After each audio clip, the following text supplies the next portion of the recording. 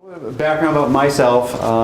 Prior to this position, I was a trooper at the Shasbury Barracks. So I was from this area. I grew up in the area, went to Arlington High School. And since I've gotten into this position, this is a topic that we deal with all the time, whether it's middle school, high school, even adults get in trouble with cyber-related issues, and we'll get into some of that. But this is really to go over some of the things, whether it's sexting, cyberbullying, some of the internet crimes that we deal with. I'm going to talk to you guys about that. Obviously, you see Detective Sergeant Todd Wilkins' name up here. He created this PowerPoint, but I'm here to help him out, so that's why, if you wonder why that's up there.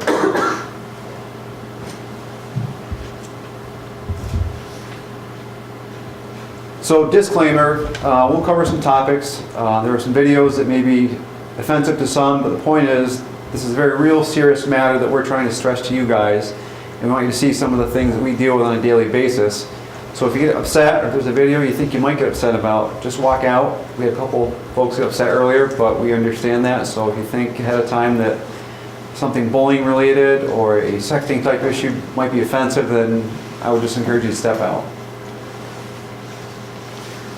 So, cyber safety. What do you guys, when you hear the word cyber, what do you guys think? Anybody? So what does cyber mean to you guys? Just on a computer, on the internet. What's that? On the computer or on the internet. So that's about anything off the internet, off the web, we can call cyber. So it can be through your computers, your tablets, your cell phones, anything that can produce cyber-related material. That's what this is about.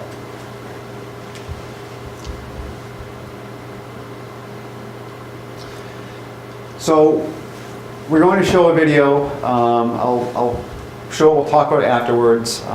Everybody think they're okay with videos?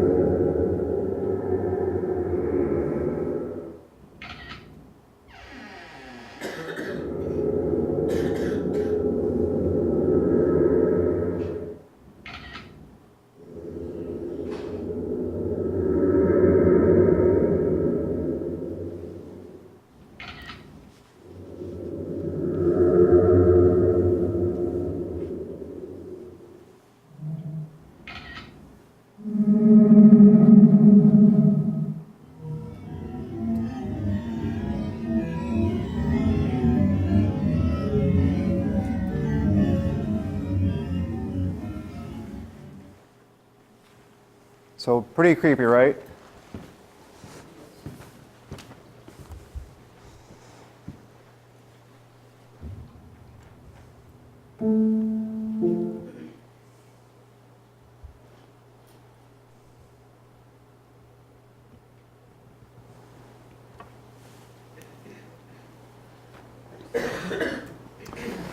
So the point of that video is sometimes you don't know who you're talking to, and you don't know really a lot of the time who it might be. It said 7 out of 10 people that are involved in these sorts of situations might know one another. However, if you get a friend request on Facebook or whatever social media website it might be, the bottom line is if you don't recognize the person, you have no clue who's at the other end of it. People who have public profiles on Facebook, they often have their friends, they have family information out there. So for the stranger, they can look somebody up and find out all kinds of personal information about them. So oftentimes what might happen is somebody receives a friend request on Facebook, they accept it. This other person might say information that would lead this person to believe that they know who they are, they know something about them, but the point is, they may know nothing about this person. It could be a predator, like in the video we just showed. So this person that you see on the screen now, this Kaylee, does anybody know who that is? No. So this is a Facebook page that Todd Wilkins has set up. That's his Facebook page. So point being, to look at, you'd have no idea who that is. And this happens all the time. There's a lot of misperceptions that people perceive what they see online, but a lot of it is not true, and that's why we're here and trying to drive this home. People become victimized for several reasons. It can be a sexual act, it can be a financial act. What might happen sometimes that we've seen, even with adults, are the Facebook situation we talked about. Someone receives a Facebook request from an individual that might look appealing to them, or the sender might create something to the receiver that would entice them. So they might get someone to send them a picture per se, a picture of a body. And once that has happened, the receiver receives the picture, they might blackmail the person, saying that if you don't give me money, I will disseminate this photograph. So even disseminating or receiving can get people in trouble, which people don't always realize. So this here is an individual that we arrested. A trooper had spoken with this individual. It was a 14-year-old girl that was talking to this individual. This individual went to the Walmart in Rutland to meet this individual, and who had planned to have sex with this 14-year-old girl, knowing that this girl was 14. This was him at the time prior to being arrested. This is the individual who now is in prison. So he came from New Hampshire, coming to Vermont to have sex with a 14-year-old girl.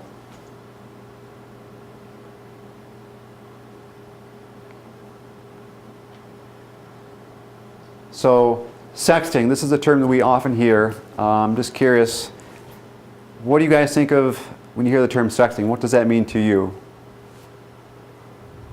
Profanity across the text, or sexual innuendos sent in messages. Yep, I mean, it doesn't necessarily even need to be a real graphic picture. Any body image that goes across, that gets sent, that can be deemed as sexting. We deal with it more and more. We see it in the middle school age, high school age, but students that are involved in this, they don't necessarily realize that they can be committing crimes. Someone might receive a picture, they might disseminate it to a friend, and they disseminate it to a friend. Each person that disseminates that photograph without permission, they're committing crimes, whether they realize it or not.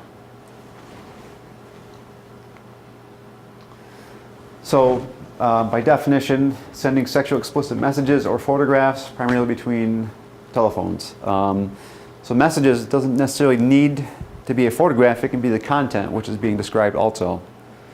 Or there's a law called disorderly conduct through electronic devices. Because of the technology that's out, whether it's a tablet, computer, phone, there's a lot of horrible things that are said, so we want to hold people accountable when they're saying things that are distasteful to other individuals.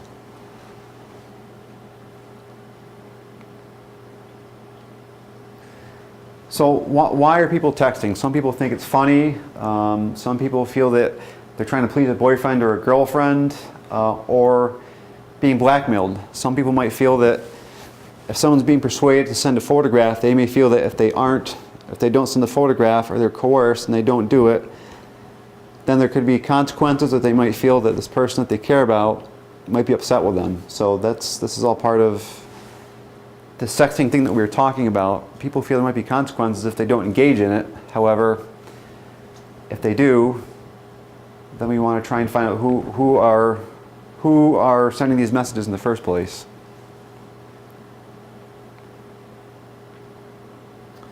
So 12% of students surveyed admitted they've sent an explicit image of themselves. 4% said they had done it within the last month. 19% said they received a sexual explicit image from someone else. And females are more likely to send images than males for whatever reason, and males are more likely to send messages than post pictures. Just a few statistics.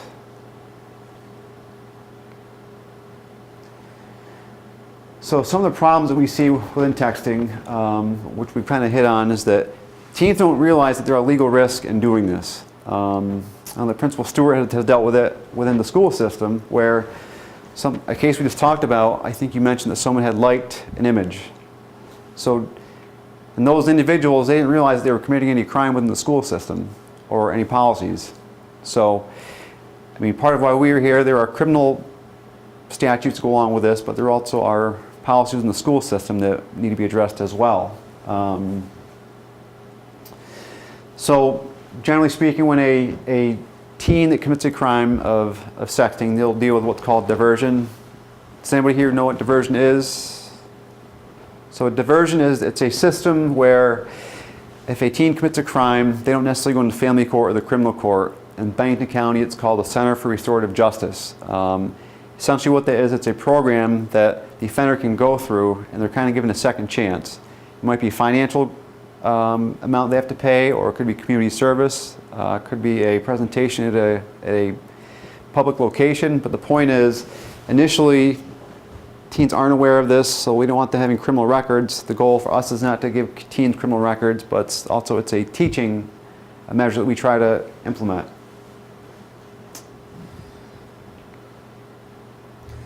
So teenagers who have sexted or sent photographs of themselves have been charged with distribution of child pornography, luring, disclosure of sexual explicit images without consent, and others.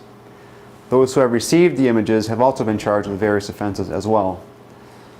So even receiving a message, like we talked about, they may not, someone who receives it, if they do anything with it, or they don't do something proactive to say, hey, I don't want this, or talking to the sender, they can be held accountable as well.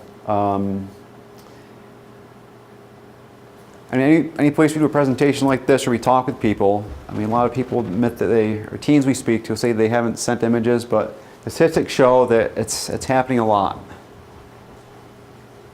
Do you think that that teenagers don't know that it's inappropriate as well? Like you're talking about that peer pressure. So is that really what, you think that most people know this is not okay to send a picture of yourself like this, but they continue to do it because out of pressure? Well, I think that's part of it. I think that they feel pressured to do it, but they don't necessarily realize there are consequences associated with doing it. I think they know morally it's bad, but I don't think they realize that they can be penalized criminally or in the school system. And sometimes there is pressure associated with it. They might hear their friends doing it, so for whatever reason they might do it, but morally I think they know that's wrong. It's really to just trust this other person that much to send a picture and think that nothing's going to happen to that picture ever again. Yeah, well, it's an instance where I saw someone was fooled into doing this. They sent a picture to a complete stranger. As soon as they received the picture, they said, hey, I know who your mother, father are. I know their names. I know who your wife is. And if you don't give me $500, I'm going to disseminate this. And the hard part is these people fabricate these names. It's difficult to prove, but once something is sent electronically or created electronically, we can always backtrack. We have that ability. And that's something we talked about prior to the class with Principal Stewart is, and we'll talk about it further in the presentation, is once you hit send, you cannot get it back. You might delete things on your computer, your phone, whatever electronic device that may be, but we can always retrieve it. We may not be able to, but we have what's called a technology unit within the state police, and they do investigations statewide. And their primary focus is on electronics and these sorts of crimes. Students, I think, have a tendency to think that if they hit delete, they're safe, they can't get in trouble. But if something serious happens, we can retrieve those messages, photographs, whatever they may be. Ben, Yes. I know a lot of times students will say to me, that's all well and good, but that doesn't happen in Arlington, or that doesn't happen in Vermont. And I hope that Mr. Stewart and you can kind of touch on that it does happen here. It does. It does happen in Vermont. It happens all over the place. Just because you might hear about things in social media or in the news in other locations, it doesn't mean that it's not happening here. And, well, I'll go into this now. Todd Wilkins had talked about earlier regarding this Jack Sawyer case, which I think most have heard about this by now, the student in Fairhaven. So I worked long in that investigation along with Todd, and Todd had a very long conversation with Mr. Sawyer when he was in custody, and he was very forthcoming with information, and he talked about the number of students he wanted to murder. He wanted to create a new record. He had a very twisted plot that most people know about, but he wanted to murder more students than any other school shooting in history. And we talked with him why he wanted to do it, and he wouldn't really give specifics, but what he gave was that he was bullied. And we talked to people that were surrounding him, and his friends, people that associated with him, felt he was bullied. So he never directly said that was the reason that he wanted to do this. However, a lot of things he talked about were indicative of being bullied. So whether it's a bullying situation or a blackmail type situation, why people do some of this stuff, we don't know. There's different reasons why people do it, but I think students know that it's wrong, but they just don't realize the consequences. Do you think some kids, like, I'm not familiar with Snapchat? Snapchat? They'll say that, oh, it's only on there for like 30 seconds and it goes away. And people are like, it doesn't matter, it goes away, it deletes, you'll never find it. That's not true, though. Everything that's out there is It can be kept retrieved. somewhere, right? Yep. So sometimes with iPhones, we will hear from people, they're the new iPhones, or I have a passcode so you can't get into them. There's a perception out there. We may not be able to get into them this week or next week, but as time goes on and technology advances, we are able to get into them. So sometimes maybe not right away, but we can get search warrants for computers, phones, anything that we need to, and then we will have the ability to get into devices. That answers your question. Yeah, I just think we need to educate, like you're saying, like the statements, that kids' perception of, that I'm just going to do a quick little 10-second funny video, it's going to go away. It doesn't go away. And then someone could get it and then use it in the future, which I don't think a lot of the kids understand. They don't realize. Right. Well, and even stuff that they think is going to go away, even stuff that they don't think is going to go away, they seem to have a different sense of like that. Kids these days don't seem to have the same sense of privacy that maybe their parents or grandparents used to. There doesn't seem to be anything that they're worried about anybody knowing. I mean, it could be a society thing. Yeah. I don't have the answer for that, but Right. I think It seems to be an example of wanting to put everything that you have out there, and not in order to maybe draw attention to yourself or compete with other people doing the same thing, I guess. I think it's become very a transparent society with some of the social media, which there are positives to that and then there are negatives. And that's kind of what we were talking about. I think you're exactly right. I have noticed as a principal, though, students here are getting smarter when they receive something inappropriate of taking screenshots. Because there's a lot of times students come in and say, I have it saved, here it is, this is what happened. And that's, Because they can go and delete it. The Right. person sent so it. the person that sent it thinks they deleted it. It's a way of documenting what has happened, in essence. So I'm not going to go in verbatim with Vermont laws specifics, but the bottom line is if you possess it, you distribute it, essentially there are criminal sanctions for it. We talked about in Bennington, there's a Center for Restorative Justice with diversion. I mean, the goal is not to hammer these teens where they get a criminal record where it's going to affect them with a job down the road and going to college, but if it continues to happen, based on the severity of it, there could be more significant consequences.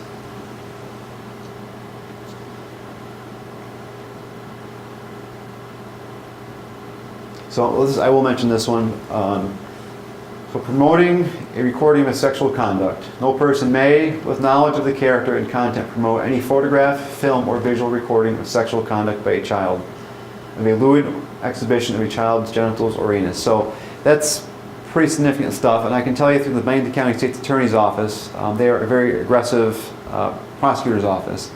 So if they hear of any of this kind of stuff going on, they're very aggressive with it. Part of holding people accountable is educating them and setting an example.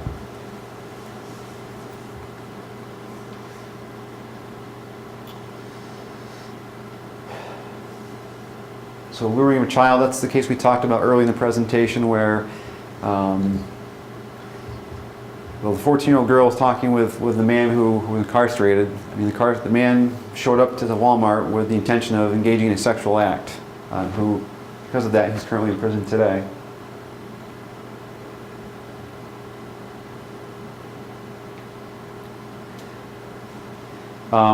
So exploiting images without consent, that's kind of what we talked about earlier, where an individual or teens might receive messages or pictures of friends. They might show their friends, who might show their friends, and everybody who is connected in that link can all be held accountable.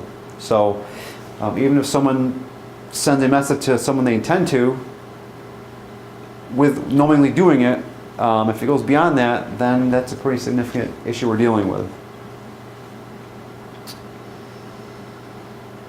So reality of Vermont sexting laws, a minor will not be subject to Vermont child pornography laws and punishment.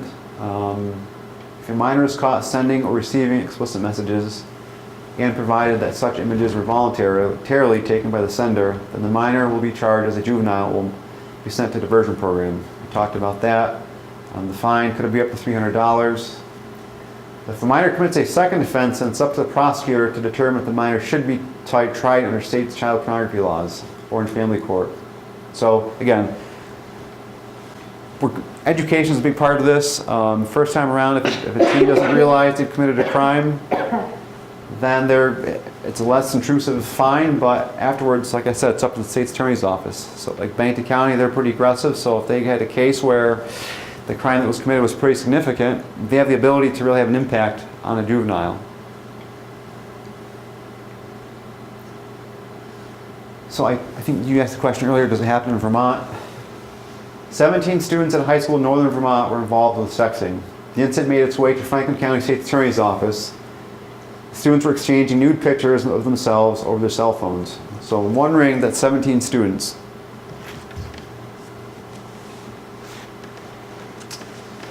What else? 5 boys admitted to viewing 30 to 40 images and 3 videos, many of which were sent by cell phone. 2 of the boys used school-issued laptop computers to access and distribute the images. The girls took photos of themselves and sent them to the boys, who forwarded them to the shared email account. The 17 girls aged between 14 and 17 were in the photos, many of which qualify as child pornography. So you can see how easily one image can lead to several other images, and how many people can come across those images without any consent.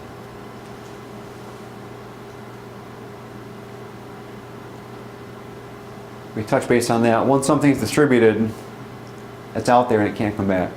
So what happened to those teens in the last? So I don't know the final outcome with the teens. My understanding, or my belief, is that they were dealt with in a juvenile manner where they were given diversion. And after that, I don't know what happens. They're given a chance to kind of make things, they're given a list of ABC of things they need to do. If they do that, then it can be wiped clean. But if they don't, then there can be recourse and possibly rise to the criminal level. Do they educate the parents as well? So with a diversion program, that is generally part of the process. If we cite someone, a juvenile, their parents are required to go to the court with them. So if they don't, then the warrants are issued for the parents. So they are equally brought into the legal judicial process as far as if a juvenile is arrested, they pretty much go to court at the same time and same number of times with their parent and go through the same process. Because we want the parent to be part of the situation. We want them to learn and not do the same thing again. I mean, education is kind of is the biggest goal in all of this, so they should be part of it.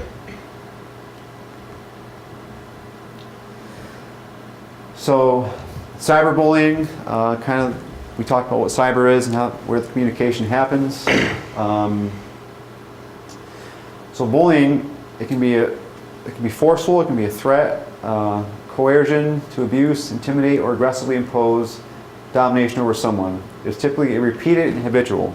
So someone who name calls somebody once, that wouldn't be considered bullying.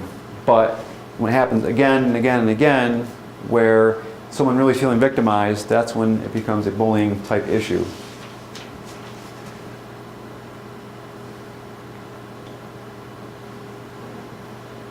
So cyberbullying is what we've been talking about. It's done through phones, computers, tablets. It can happen 24 hours a day, 7 days a week. That's the society that we're in today. I mean, technology never shuts down. So it can happen at school, it can happen at home, it can happen anytime. Just some statistics with cyberbullying. Where half of the teens have been bullied online, about the same number have engaged in cyberbullying. More than 1 in 3 young people have experienced cyber threats online. Over 25% over 25% in teens have been bullied repeatedly through their cell phones or the internet. So I think that's a 1 in 4. That's a pretty high statistic. I'm at the point where some teens had cell phones when I was going through school, but not to the way that they are today. I think there's inexperience with phones nowadays. They're so advanced technology-wise that they're a good thing, but equally they can be a bad thing.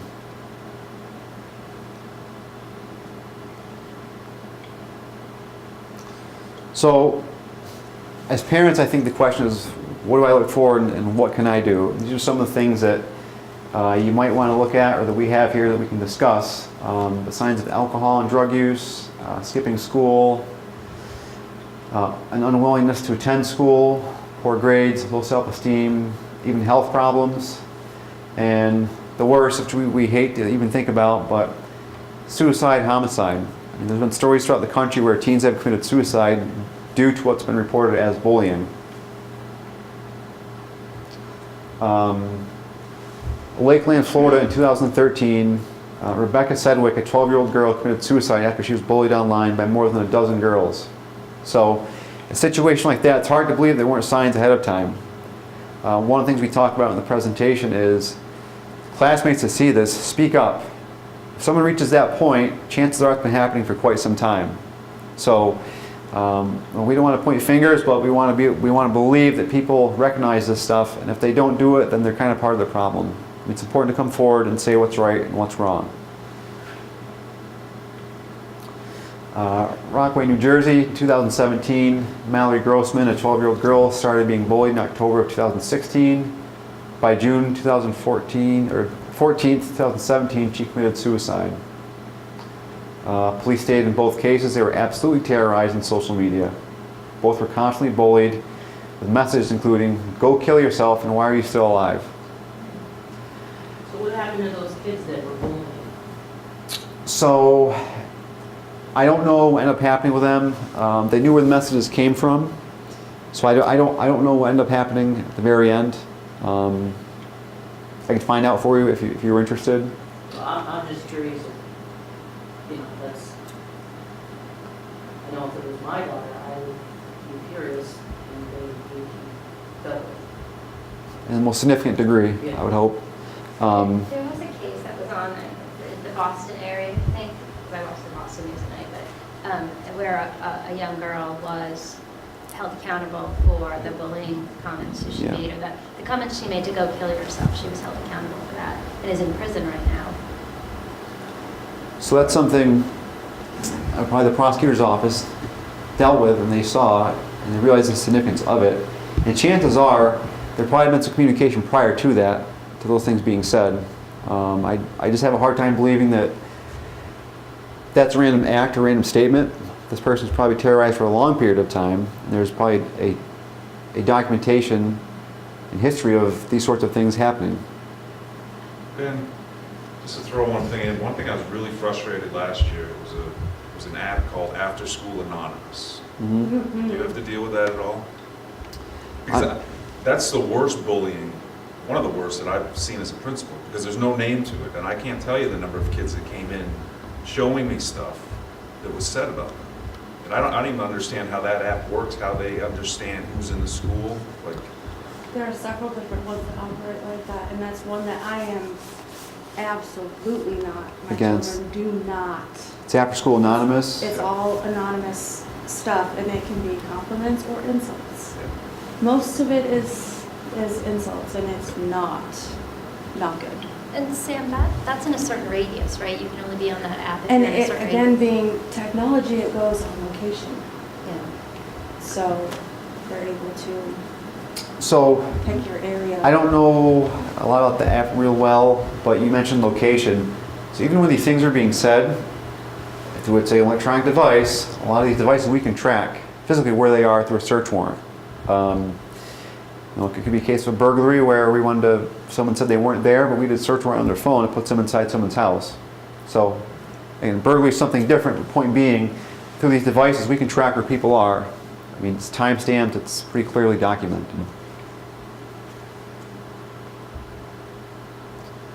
So this is a video which really hits home on being victimized and what can lead to what someone can end up doing if they've been victimized for a long period of time when it comes to bullying. So, Lieutenant Wilkins has been doing this presentation for a long time, and this is one he has had on the presentation for quite some time, and I think it really, really illustrates the significance of what we're talking about.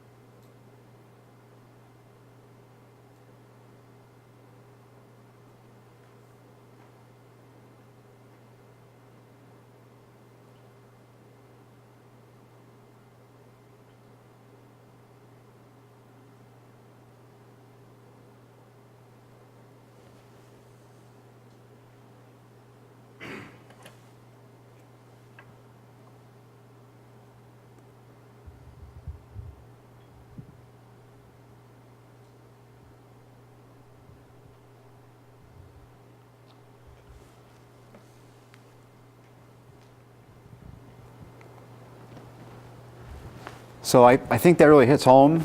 Every time I see that, it's upsetting.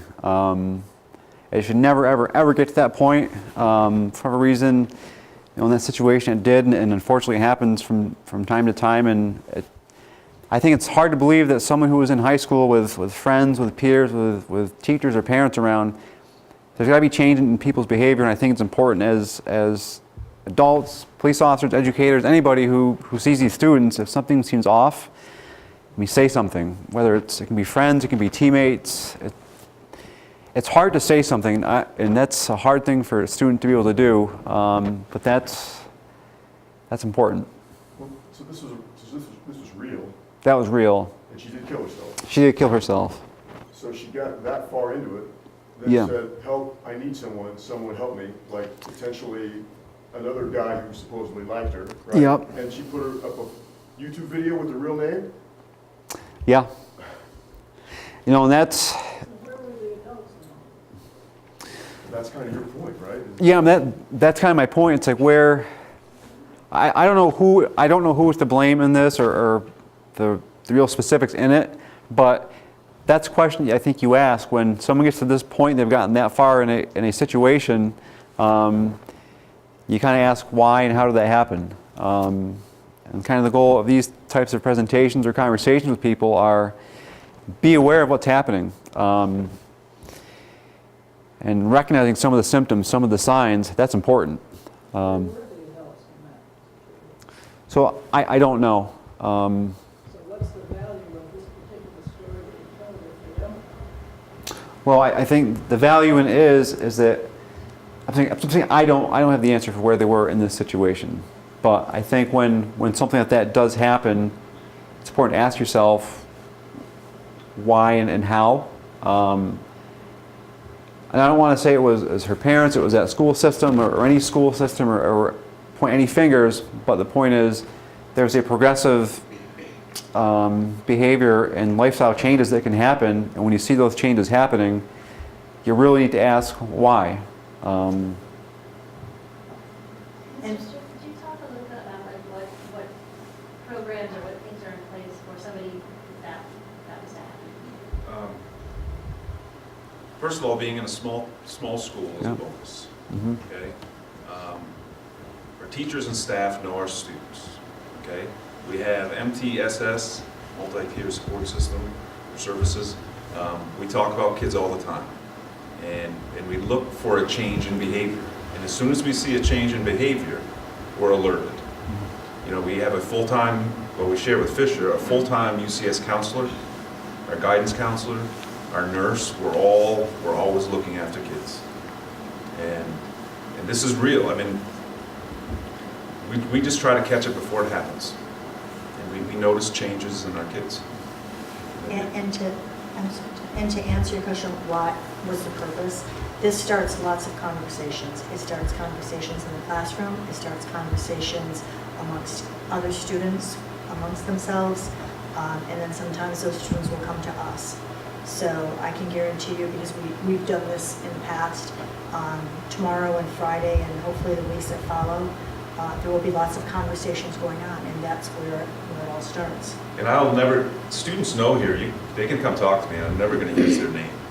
But there's a lot of students that come to me on a weekly basis that are concerned about a friend or a situation that happened. And that's when we start talking. And that's when you hit it head on early. So if someone knows something, they can come to you or... And they know I'm going to keep it confidential. And it'll be anonymous so that Yeah. they feel that something's wrong with their friend and they're fearful that something's happening. And then you guys, as the teachers and adults, take it and... We reassure our Protect that students we child. will not use their names unless they really wanted it. But they alerted us and it starts our process. And today alone, it helped us identify some. Yeah, today, I'm not going to talk about it obviously, but today I had a student come in with social media posts that I got put on my phone, printed out, and then, I got the UCS counselor involved and away we went. So, And does that follow through with the parents as well yeah. and get everyone? Because I think a lot of times it does Right start after, at I mean, home. within an hour of the student coming in today, we had the parents in. And speaking of parents, I also highly recommend knowing your kids, really know your kids, Yeah. and their friends, so that way you can also spot if there's issues. Be a safe place for them to come to. I've had lots of kids come to me with different issues. You know, there can be tough conversations, but they're important conversations. Right. Yeah, yes. Continue on. Just some more signs if someone's being bullied. We talked about looking for changes in the person. I mean, not everybody's going to show signs or symptoms, but we try to be cognizant of what those signs and symptoms are. And kind of what you mentioned, ma'am, is getting to know your children. I mean, knowing them. Any small sign can mean something. It doesn't mean it's a bad change, but it's a change and to be aware of. These are things we talked about, just with different changes. Now at the bottom, talking about an alienation of friends, self-destructive behaviors such as running away from home, harming themselves, talking about suicide. Those are major red flags that you need to listen to and address. The things we're all aware of, but just good talking points to go over. And why not ask for help? People can feel helpless, maybe not able to feel comfortable they can handle things confidently and have control of their lives again. And I think that Principal Stewart we talked about on our third point here is that they might be seen as weak or feeling like a rat. That should not be a feeling. I think talking to your children or students or as police officers, we try to just leave a good impression with teenagers or kids when we deal with them. We don't want to be seen as someone who's just trying to come down hard on people. We want them to feel that we're open, they can talk to us, reach out for help. That's kind of what this is all about. Can I add one thing too, I meant to say? It amazes me as a principal when I look at, a lot of these Snapchat or whatever the media is, they will show the time of the text or whatever. It amazes me how many times it would be like 1, 2 in the morning on a school night that this has occurred. I would encourage parents to shut the internet down or take the phones, because I notice a lot of kids tired when they come into school. Again, that's the cyber world is 24 hours a day, 7 days a week.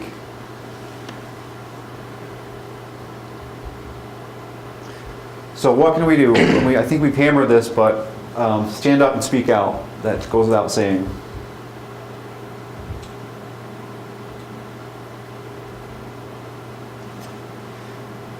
So this is a quick little video, but it kind of shows the importance of stepping up. If you, as a student or a student, sees something like this, you can either, well, I'll show, we can talk about it afterwards. But as a student, you can go to a peer, a teacher, or you might see people bullying.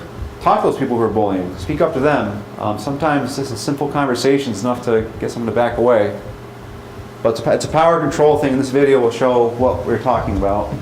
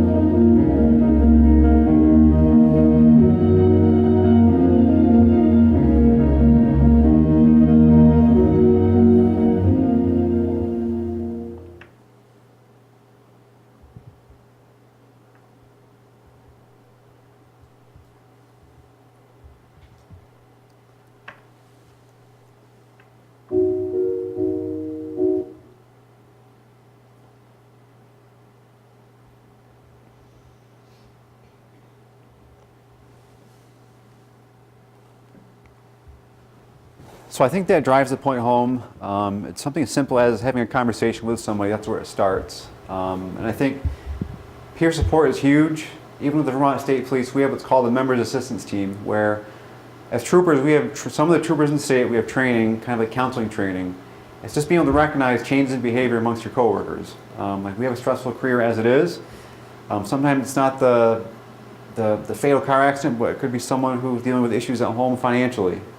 So they're off. We might want to step aside and say, hey, everything okay? And I think an important thing is having meaningful conversations, put the phones down, have a face-to-face conversation that's meaningful. Don't be distracted by the TV or the phones, whatever it may be. I think getting to know people and having meaningful conversations is very important.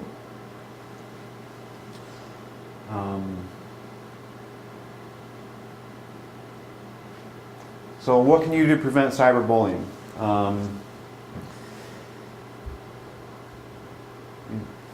Don't share something that can embarrass yourself. That's being cognizant of the things that you are putting on social media. You put something out there, it's out there, you can't get it back. I mean, be mindful before you press send because, like we talked about, you can't get it back. You think about who you want to see the post and pictures you put online, strangers. One of the things that we do as detectives, if we're hiring somebody, we do a background investigation on people. So we'll go to someone, we go to people, we ask them for their passwords to go into their social media accounts. And we might say, hey, do you mind logging to Facebook for us? Do you mind logging to Snapchat for us? We want to see what types of things they're posting. And if they don't want to show something, then we kind of ask why. But point being, if you're going to post something, you should understand that everybody can see it, or it's able to be seen. Nowadays, employers, they want to look at social media. Colleges, they'll look at social media. So, especially if you're in high school now and getting into an age where you're going to professional career, think about some of the things you're putting online. It can have really negative consequences. If you think an employer does a check on someone, they see pictures of friends drinking with alcohol and other nonsense going on, do you think that's going to help get a job? Probably not.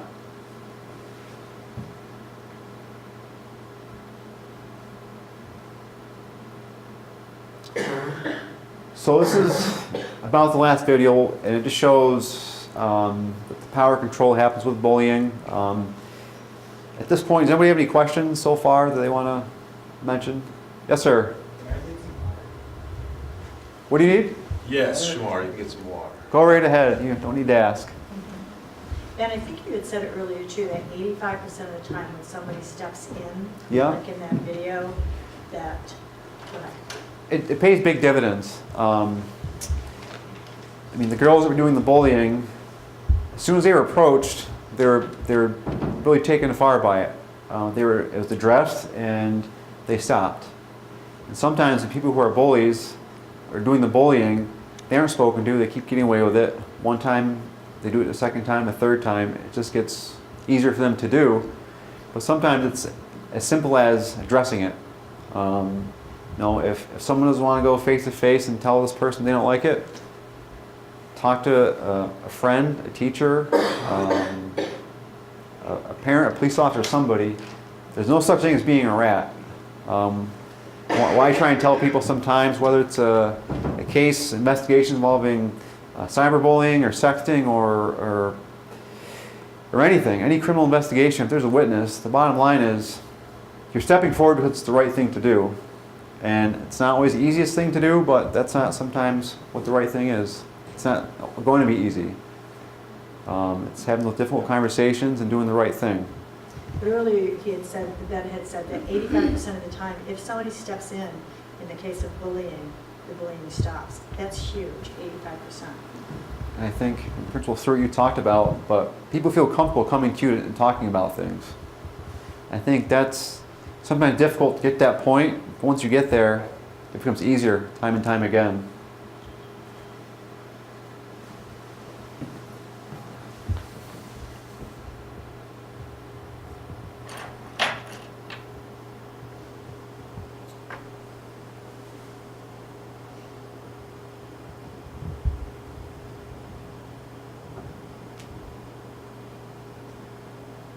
For decades, they just don't call it bullying. They've always called it dominance behavior, that it's other people trying to overpower others.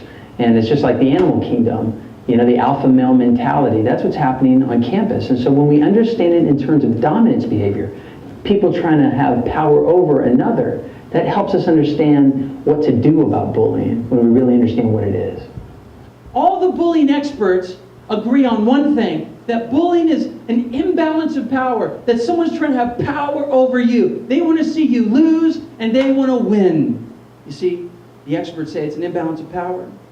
Let me put it this way. Let's say a bully says they hate your guts. I hate your guts.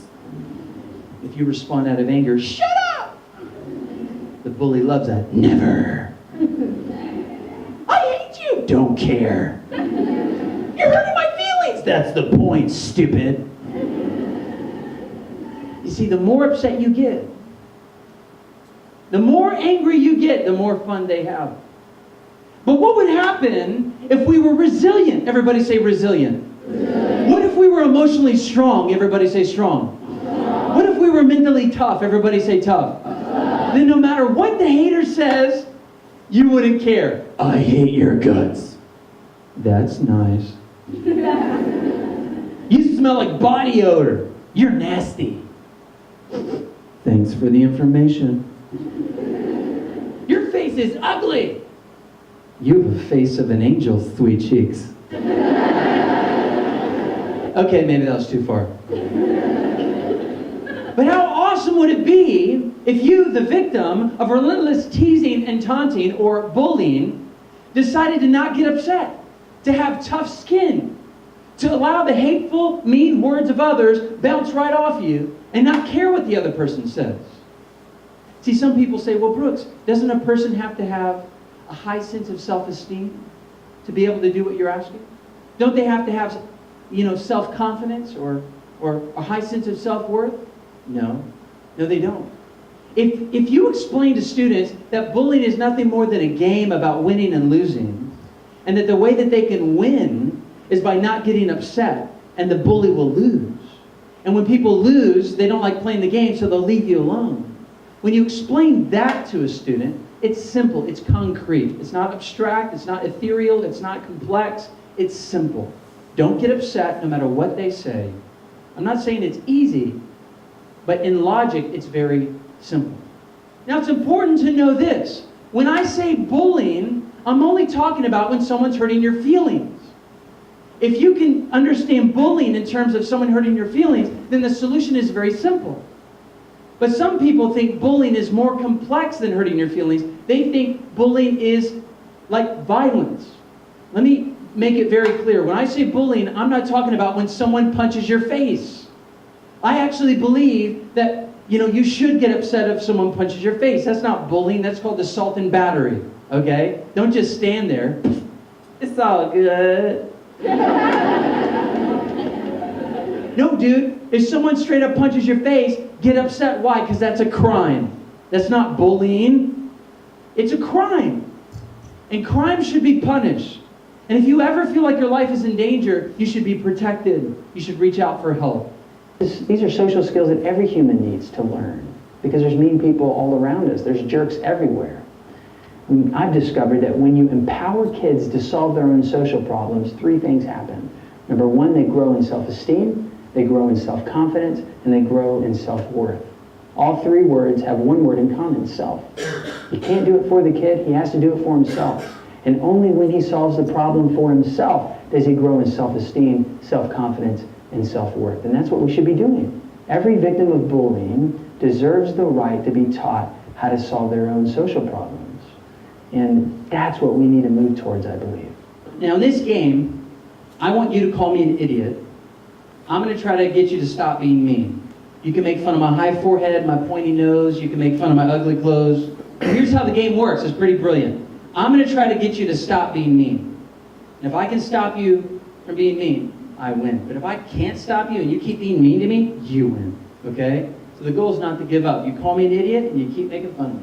I'm going to try to stop you. On the count of 3, everyone say action. 1, 2, 3. Action. Call me an idiot. You're an idiot. What'd you say? You're an idiot. You're an idiot. You're ugly. That hurts my feelings. Yeah, like I care. I'm gonna get you in trouble. Sure, short stuff. I'm taller than you. Shut up. You call me an idiot one more time and I will windmill kick your face. Like I care, like you could do anything in those clothes. These clothes are freaking awesome, okay? Sure, plaid and sweater vest. Oh, you have eyes. You can see. Stop being mean. I hate your face. Stop being mean. I hate blonde people. All right, give her a big hand clap. She did great. All right, now hold on. Good job. All right. I tried to stop you. I couldn't. You did a great job. We're going to play one last time. Same rules. You can call me an idiot. I'm going to try to stop you. Don't let me stop you, okay? You keep being mean to me. You think I can stop her? No. All right, I'll try. Here we go. On the count of 3, everyone say action. 1, 2, 3. Go ahead and call me an idiot. You're an idiot. Oh, you think I'm an idiot? Yeah. Yeah, sometimes I do stupid things. That's true. Yeah, you do. You always do stupid things. I know. You're so smart. You're so lucky. Yes, I am. You're awesome. Thank you. And you're not. I know. We established that. Cool. Look, my happiness is not based on whether you think I'm cool or not. I'm going to be happy even if you hate my guts. Okay. And I'll always be nice to you, sweetheart. Okay. No. Isn't she lovely? Thank you. You're welcome. I won. Give me a big hand clap. That was awesome. So it kind of makes sense, doesn't it?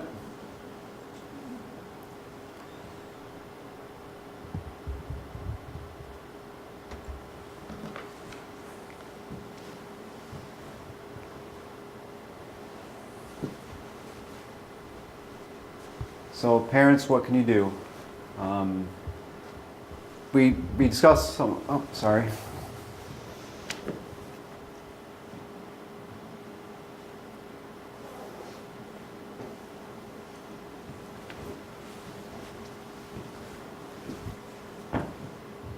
So I know we discussed some of this earlier. It's kind of just to reiterate some of the things we can be proactive about.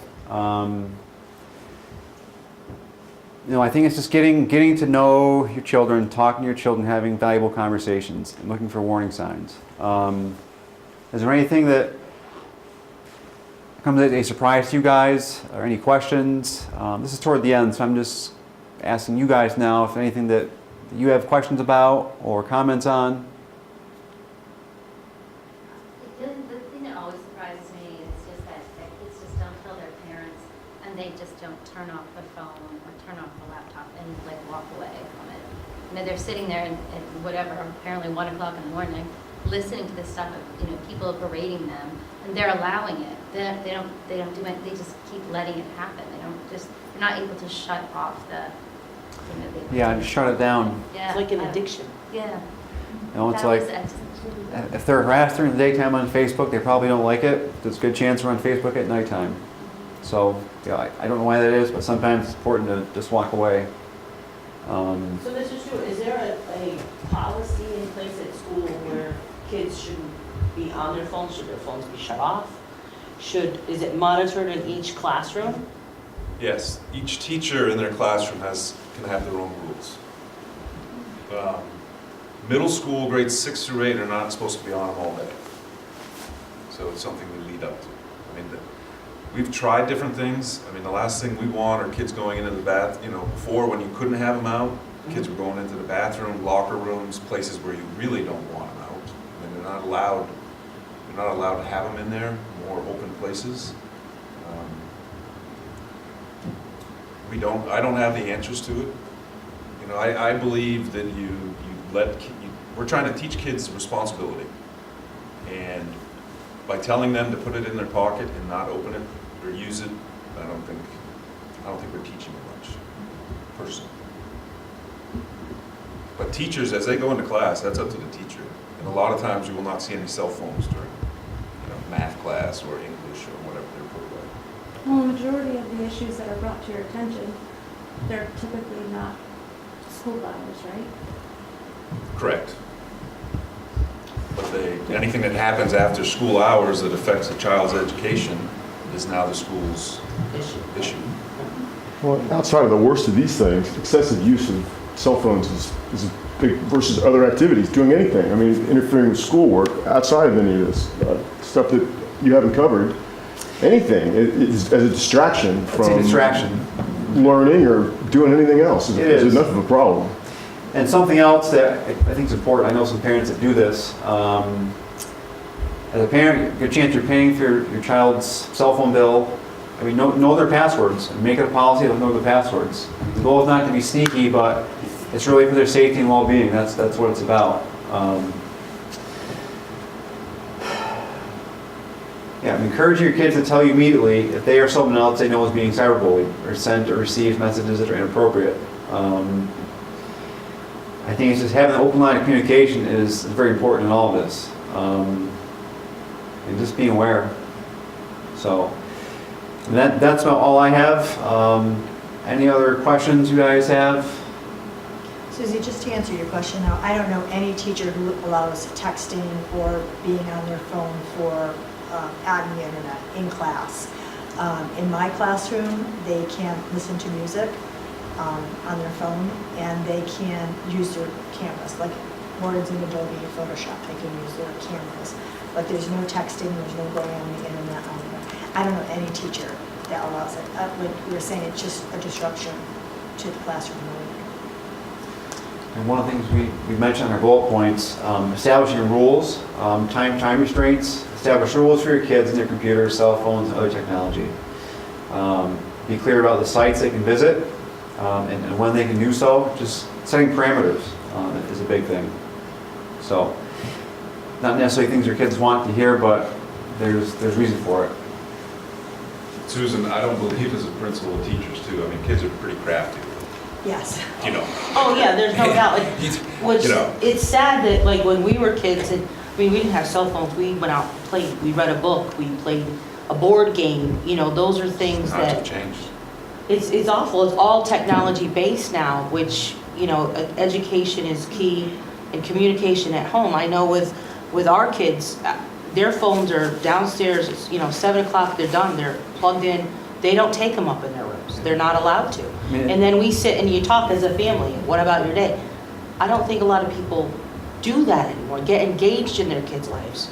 And that's important, I think. I mean, come home from school, put the phone down, go outside, play basketball, read something productive that's not necessarily technology related. It's an evolving thing we're dealing with. And some things, there's not a cut and dry answer for, but the important thing is being educated, understanding it, and trying to be proactive about some of these things. And I think the pendulum is hitting that peak because I hear more and more parents who are having downtime. No phones at the dinner table, we're sitting to, you know, I hear more and more parents doing that. So I think that pendulum has hit a peak and it's coming back and people are realizing. But because of my position, I've also read a lot of research on, you know, why can't kids get off Facebook when they're being, you know, haunted or terrorized or whatever. And the disconnect of thinking that everybody else is online and they might be talking about them or planning things without them is paralyzing to some kids, literally paralyzing. For adults too. Huh? For adults too. For adults too. I've only read the research on students, but yeah. I think. Yeah, it's paralyzing and it causes them great, real anxiety. And it's scary, yeah. Also better to be in a small community too for that. There's less possible. If you've got 3,000 students in your high school, there's more likely to be something you're not going to hear about. If you know. Right. So that's it for me, but anytime any of you guys have questions, we're always here. You can reach out to the barracks in Shasbury and give that phone number, or you can contact the Principal Stewart. Sir? Somebody mentioned this after school anonymous thing, and that's helpful to know something to look at. I don't use cell phone very much. I'm not very good on the computer, not so good on the cell phone. My wife's better, my son uses it a lot. I'd be curious if anybody here has any other sort of things to look out for, like that, should that tile even be on there? You know, like if there's one side. You mean? Yeah, something that would be maybe to be, I have an understanding and wife better of what Facebook is and Snapchat is and Instagram and that sort of stuff. But is there anything else that maybe should be a warning sign other than behavioral, like I would being just on it say, too much or changing the behavior, that sort of thing? But anything that might be not even, that you should just say, you don't need that at all, kind of thing. I mean, nothing jumps out. I would just say if you hear something new, research it. You can always call and ask for something specific. Right. We can try and tell you, but I mean, I don't have anything now that is correctly yes or no. I think a lot of it is how these things are used. Right. So, anything else? I really want to thank you guys for coming, and I was saying to Tim and Ben and Todd earlier that even though there's not a lot of you here, a wise person once told me to worry about the people who do come and not worry about the people who don't, so I really appreciate you coming. You can always connect with myself or Mr. Stewart if you have questions. I'm glad to answer them or help you find an answer. So thank you. I just have to say, there's a creator of this presentation over there, so I can't take all the credit. No, thanks, Joe.